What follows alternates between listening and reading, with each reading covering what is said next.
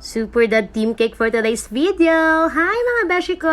So first things first, light blue muna yung fin-roasting ko bago ko gusto ma-achieve yung dark blue. So ganito yung mga process na way na ginagawa ko para dun sa mga dark colors na mga cake katulad ng blue, black at saka red. Para hindi masayang yung kulay natin ng mga gel color kasi ang mamahal ng mga gel colors natin ng mga edible, diba? Sa mga baker dyan.